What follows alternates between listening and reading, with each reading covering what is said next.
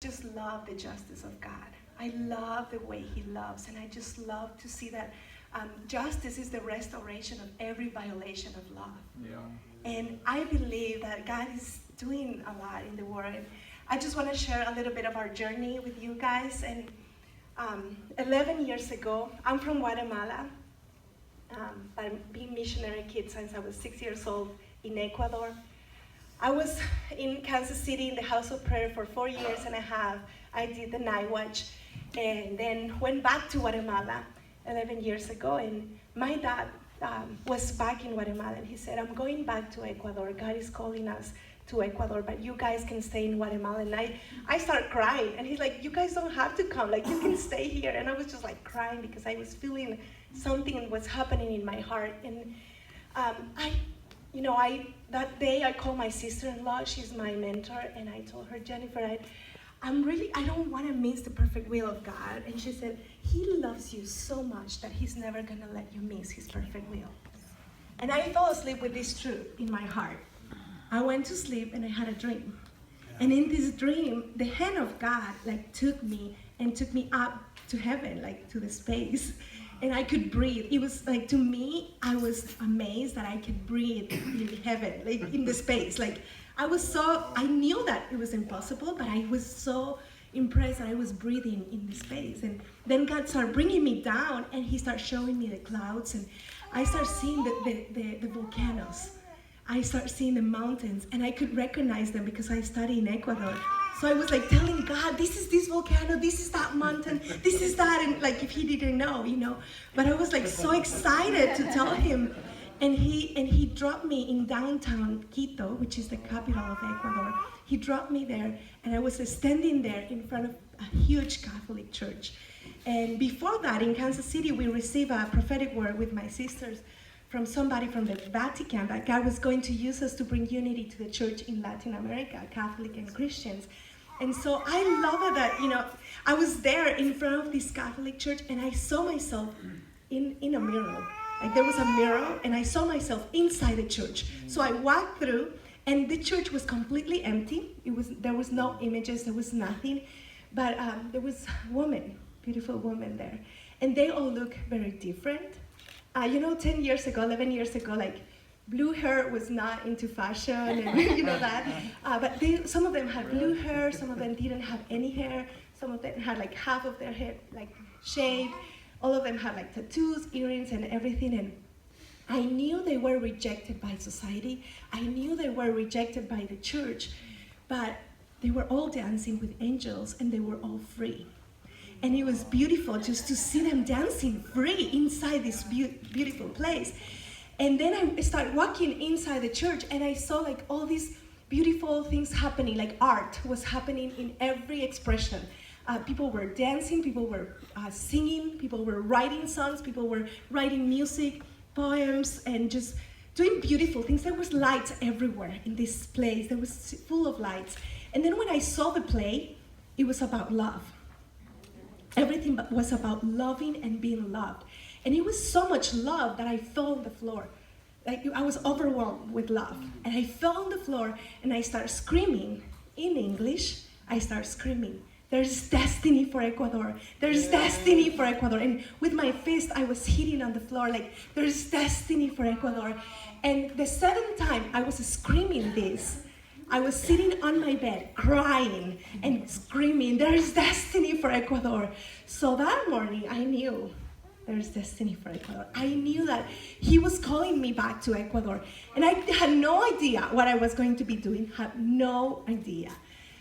The dream seemed pretty clear, but I had no idea. I had no interpretation of the dream. I just knew that God wanted me back to Ecuador, and that there's destiny for Ecuador. And I knew that love is the answer. I knew that I was supposed to go and love well. And that was my only job. And I went to my dad. I'm like, Dad, I'm going back with you to Ecuador. I'm not going to do the same that always, but I'm going there because there's destiny for Ecuador. And so 11 years ago, we went to Ecuador. And one night, February 14, we decided to show love. And we thought, who's not going to receive love today? and we had like roses. We export roses in Ecuador. Roses are very cheap in Ecuador. And so we got like lots of roses and hot chocolate and beautiful cards. And we decided to go and love the unloved, to touch the untouched. You know, we thought, who are the lepers of our society, of our times? And I thought, the women that are in prostitution, the women that have been rejected by the church, by society. Nobody wants to look at them. Nobody wants to know they are there. And so I was like 23. That was like 11 years ago, yeah. I'm 35, so I have to do my math again. But it was amazing because with my sister and some friends, we decided to go, and we were single. We were happy that we were single. We were not like, Latino girls, they want to get married very early. So they're like, for many of our friends, we were like too late, and I was like, we're happy, we're loving life. And just being in the right place with the right people, with the right heart, it was powerful because we thought it was our idea, but it was actually God's idea. So we brought, we went to the red light district, we brought roses, hot chocolate, and a card that says, you are beautiful, he loves you, and things like that, just like, we went to the street and we didn't know what to expect. We didn't know. So the only thing we were receiving every time we were giving this, it was love. It was like, we were loving and being loved. Everything, it was about love. The girls could not believe it. Jesus will come in this way to their darkest places and just sit with them and love them and tell them that moment they are beautiful, that moment they are loved, that moment they are worthy. So we did that. We could not believe it, how beautiful it was. We knew it was like dangerous. My mom didn't tell me that in that moment, but she always stayed praying in the house. Like, she never said don't go, but she always stayed like praying hard. And then that night, we went back to my sister and we started crying. We're like, we have to go back again. So every time we have to find a reason to go back to the streets. By this time, we were already going to the boys' jail because the Catholic Church, they had these boys juvenile, juvenile, thank you. And so they asked us to come and talk to the boys about Jesus. So with my sister, the two of us, we were 23. We will go. I was 23, she was 22. We will go to the boys' jail and speak to 100 boys about the love of God and how amazing they are and how God loves them. And we were doing this, and 3 years later, that's where I met my husband. Not because he was in jail.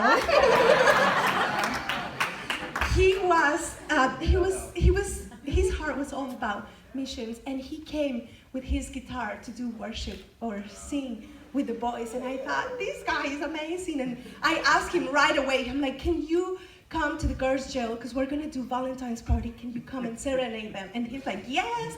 So we're like, start working together, we start doing this together. We never thought this was going to become something big.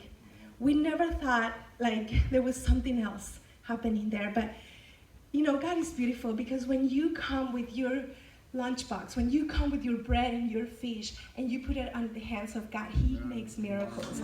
He provides. And so, after years of going to the street and just telling the woman how, they are beautiful, God has something good for them, he loves them, he has good plans for them, I was thinking like, God, how is that beautiful gonna come to them?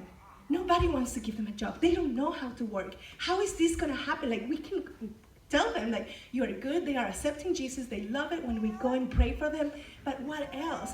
And I started complaining to God, and I said, God, why the government is not doing anything about this? Why the rich people are not doing anything about this? And God spoke to me, and he said, because it's not their responsibility.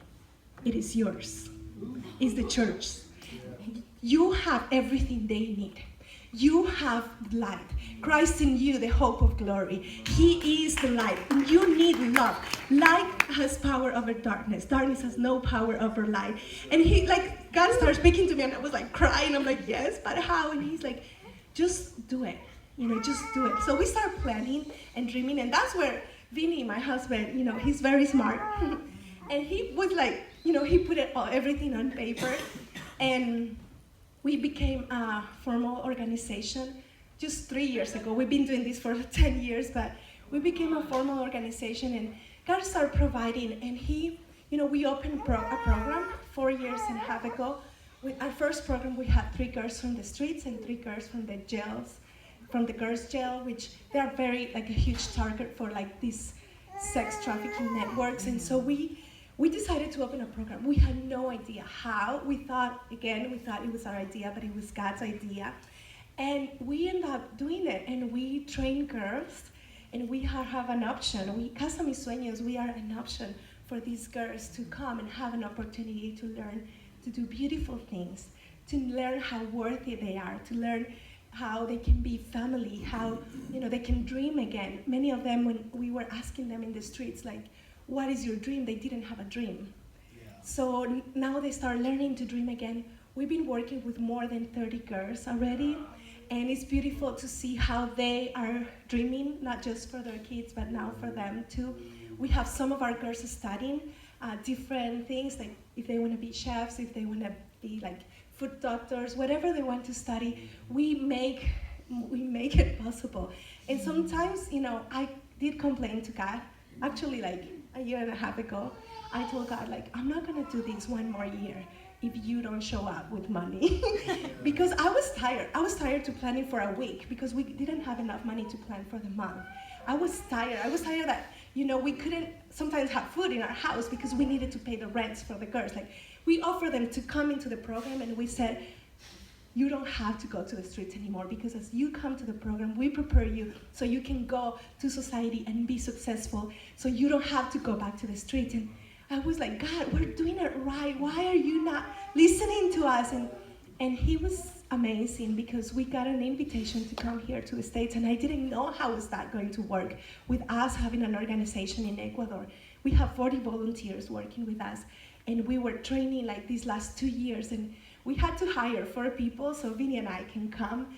And really, God was like, this is the answer. You cannot do this by yourself. Mm-hmm. The church needs to come together. Mm-hmm. You have to invite other people to partner with you. And lately, I've seen the beautiful things about partnering and just not doing this by ourselves. We were not meant to bring justice by ourselves. Mm-hmm. We were meant to do this as a family. Mm-hmm. Great things have small beginnings. Every rain is only a drop. Every fire is a spark. Every harvest is only a seed. Every journey is only a step, because without steps, there's no journey. William Wilberforce. And I love that, when you start with small beginnings, small seeds, and sometimes you think, I don't have a lot, I don't have enough, but whatever I have in my hands, like, this is gold for God. God can do something about this. And I so believe in the power of unity. I so believe in the power of facing together this giant. We know we were meant to be light. And we're not supposed to be just in the light. We're supposed to go to the darkest places and be light. And I just want to finish with this last thing. I feel like, the journey that God brought us to this city without our reason. He brought us to this city with a purpose. And we didn't know anybody here, really. We knew people in California and in Florida, but we didn't know anybody in Texas. And God brought us to the right place. God brought us to the place where there's hunger for justice. And we've been meeting amazing people like Pastor Glenn and Susan and Michelle and the people from Heart of David and all of you guys that have opened your hearts for us to be here and just see how we are a family and how we are connected, because we believe in the light and we believe that we were meant to be salt. And I just, I want to invite you to partner with us. We've been partnering with Michelle. She's amazing. She's been going to Peru, and she brings jewelry from Peru to Ecuador, to the States, to sell it and bless other organizations from South America. And Vinny met Michelle here, and it's like divine connections. And then she's like willing to support us and just help us with everything that we're doing. It's just like, how Vinny's been living, and we're living with the pastors for like 2 months, and just like having family that we know we're not alone. We know that we're not doing this by ourselves. We know that we are part of a bigger family. And I really feel in my heart that there's something big coming for our city. I know this city, there's also a lot of sex trafficking in this city, and lately it's been more. And I feel like we are supposed to be light in some way. And we are. We don't have to do anything. God said, you are the light. So we just have to step into darkness, and then light comes. So that's the way. What happens if you bring darkness here? And I just want to finish with this word that says, we are too young to realize that certain things are impossible. So we will do them anyway. William Wilberforce, again, he ends slavery. And we believe that this is a slavery for today.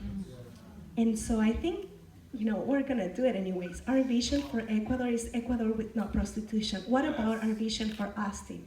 Austin with no prostitution, the world with no prostitution.